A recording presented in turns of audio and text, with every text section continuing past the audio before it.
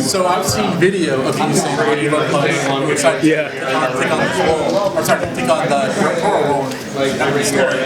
So what were some specific sequences that were like in the forefront of your mind that you couldn't wait to get to? Let's see. I feel like all of them. I mean, as a director, you're just looking forward to putting a vision on screen. I got the script, and by the time I got the script, I heard something from James Tucker that I never heard. He was like, "The script is good," and I was like, "What? Are you kidding me?" You know, normally he's like, "We got to do a lot of work," you know, because we do a lot of rewriting in the storyboard phase. But this one was really strong. It was a really strong script. So I was looking forward to doing a lot of stuff. I tell you, there's a fight scene inside of a prison that you guys are gonna like a lot. That was a lot of fun. Without me giving away too much, that was a blast.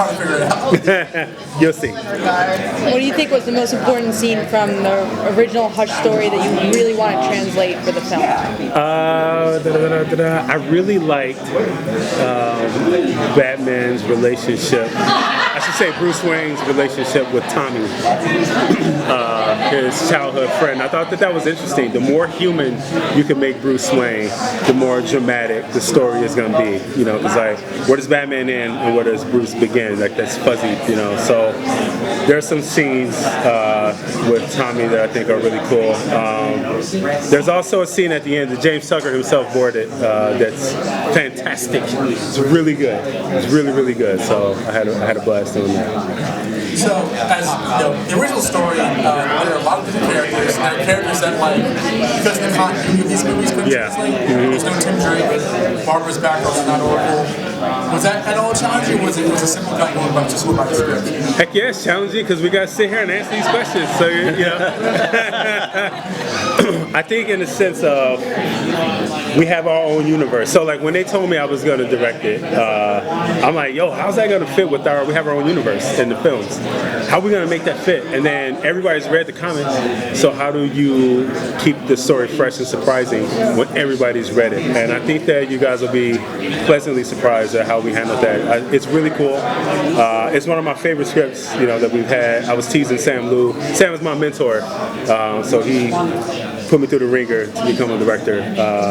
I was teasing him when I read the script. I'm like, this thing is, I don't have to rework, you know, a lot of it, and he threw something at me. So yeah, it was a blast from beginning to end. So. Was there any difficult points, you know, in directing the film that you faced, and how did you overcome? Yeah, it's always difficult when you start with these dang-on things because you have a really long script and you only have so much footage, you know, and you put that script into the hands of your board team, your storyboard team, and I had some killers on this one. I had like at least 3 directors, you know, as my board artist. So just, you know, trying to wrangle in the story as you allow them to go crazy, like do your thing with it, you know, but keeping the story tight. We cut a lot of stuff out. We had to. That was one of the hardest parts. Jeffrey, who does the voice for Riddler, he's got some really great stuff that we couldn't keep. We couldn't keep it in the movie because it was. Will we ever see it? Yeah, I don't know. I think you know, it comes down to, does it tell the story or not? Okay. So what we're seeing is the best of what he's done. Yeah. So.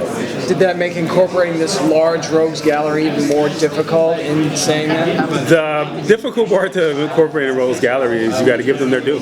You know, you got to make, like, Riddler has to be Riddler. You know, Poison Ivy has to be Poison Ivy. Joker, that scene was hard as heck. You know, that one matched the comic book pretty good, but you got to bring Joker out. You know what I mean? So that's the difficult part. Allowing these characters to be themselves. It's tough. Yeah, 2 minutes. And what other DC comics would you like to adapt and direct? Somebody asked me this question earlier.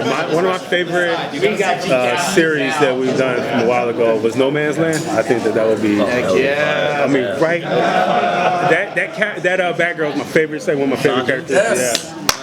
So, but you know, we serve at the pleasure of the president. So whatever they tell me, yeah, that's what I got to do. But that's the dream. Put the inkling in their ear. Yeah. Hey, we're doing it right now. To be like a 3-part movie. What would be dope is if it was like you did it like a Spider-Verse feature. You know, that could be next level. You know what I mean? It's very interesting. Yeah. So, but that's my dream. That's my dream.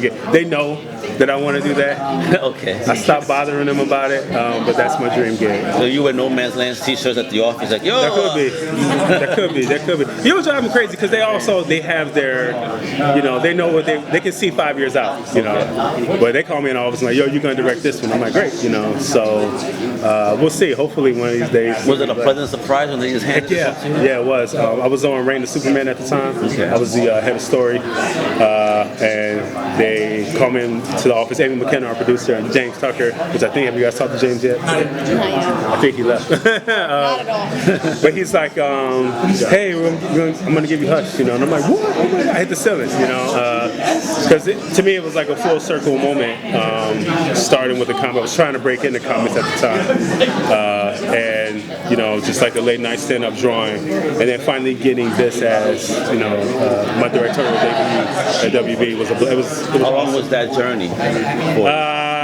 by the time I had it, it was about 3 years. I started with Killing Joke. I was one of the board artists on Killing Joke, and then they were like, Bruce really likes your work on Killing Joke, and I was like, cool, I want to direct here. That's my goal, is to direct. And Sam brought me under his wing. He made me his head of story, and just kicked the crap out of me until I learned how to do it. And how did your art background help you for this film in particular? It helps a lot. I mean, animation is hard as heck. I started as a comic book artist. In comic books, you got to know how to draw everything and tell a visual story shot by shot, and that's film, so it really came in handy. But kudos to my storyboard team. They're the ones that draw, they're the ones that bring this thing out, so I have a huge ass team. That's how I did it. Yeah, cool. Well, shout out to you.